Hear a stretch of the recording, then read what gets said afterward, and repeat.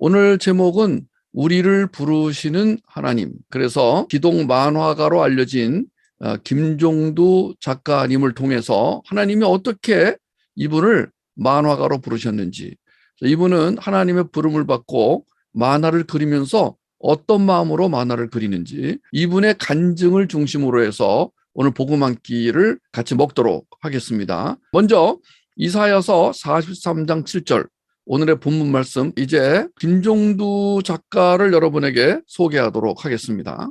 이분의 고향이 전라북도 군산이신데, 이분은요 어렸을 때 아버지가 간첩 누명을 쓰고 감옥에도 갔다 오시고, 그 바람에 집안이 풍비박산이 났다고 그래요. 풍비박산은 그냥 박살이 난 거예요.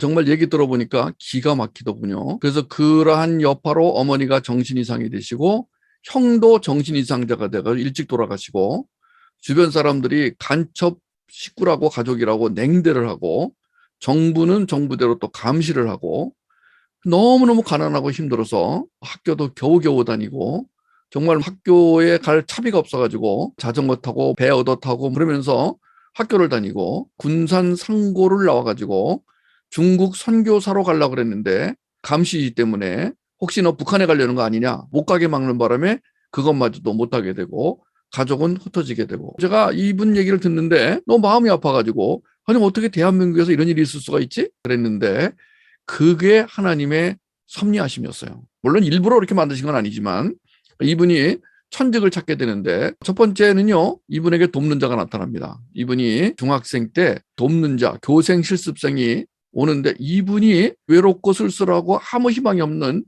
김종두 학생을 그림을 그리게 해가지고 이분이 어렸을 때 탤런트를 발견시켜 주죠. 그리고 형이 너무나 살기 힘들다 보니까 형이 기댈 데가 없어가지고 스스로 교회를 가서 하나님을 믿게 되는 놀라운 일이 일어나게 됩니다.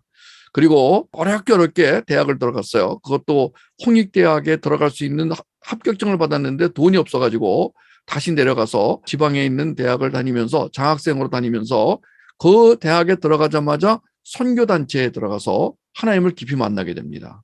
그리고 하나님은 이 김종두 이분을 만화가로 부르십니다. 새롭게 하소서에 김종두를 치면은 이분의 이야기가 나오니까 한번 들어보시기 바랍니다. 너무너무 힘들게 정말 말도 못해요. 너무 배고프고 막 춥고 그냥 막 어디 잘 데가 없어가지고 그냥 여기저기 기웃거리고 막 그러면서 죽지 못해 살았는데, 이제 하나님이 이분을 만화가로 쓰시기 시작합니다. 하나님이 이분에게 원래 탤런트를 주셨어요. 근데 그 탤런트를 가지고 여러 가지 할 수 있었어요. 화가도 할 수 있고 디자이너도 될 수 있고 있었는데, 어느 날 이원복 교수의 그 이야기 세계사를 발견하게 됩니다. 만나게 됩니다. 여러분, 우리가 살아가다가 어떤 상황이나 사건이나 사람을 만나게 될 때 혹시 이게 하나님이 만나게 하시는 게 아닌가, 이런 생각을 하는 것은 굉장히 중요합니다. 여기서 이제 김종두 작가는 내가 이제 기독교에서 굉장히 중요한 만화를 그려야 되겠구나라는 마음을 하나님께 받게 됩니다.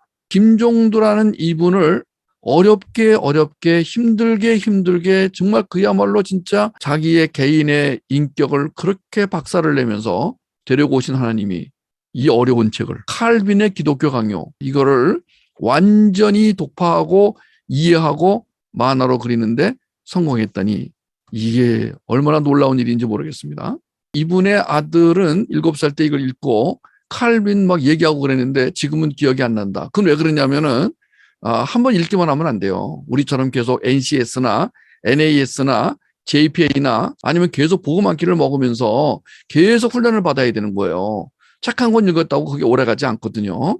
근데 우리는요 계속 훈련을 받기 때문에 이거 읽으면은 정말 살이 되고 피가 됩니다. 여러분, 이건 꼭 제가 권합니다. 정말 우리가 예수님, 하나님, 성령님 삼위일체를 막 그림으로 막 그리다 보면은 실수하게 됩니다. 지난번 삼위일체 공부할 때 삼위일체는 그 어떤 것으로도 설명하기 힘들다.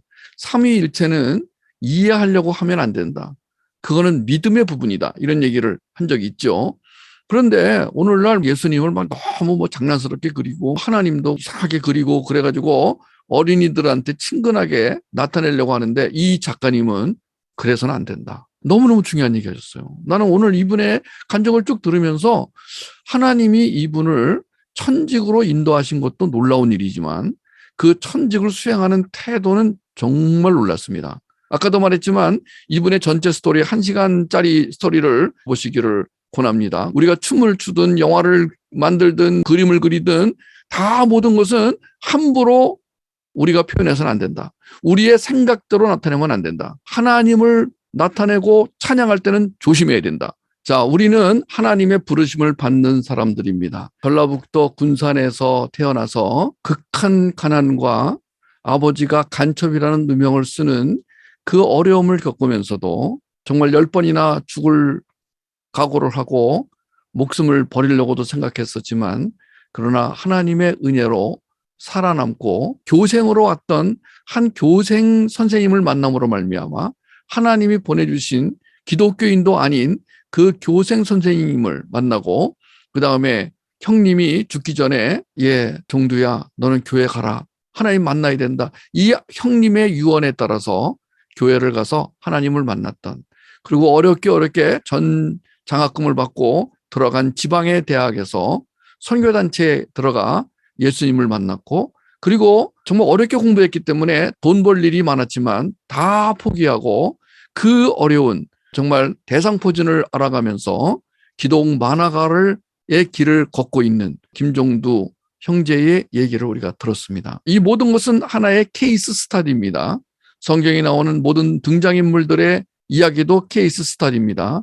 하나님은 여러 사례를 통해서 그중에서 나는 어떤 삶을 살 것인가를 생각하게 하십니다.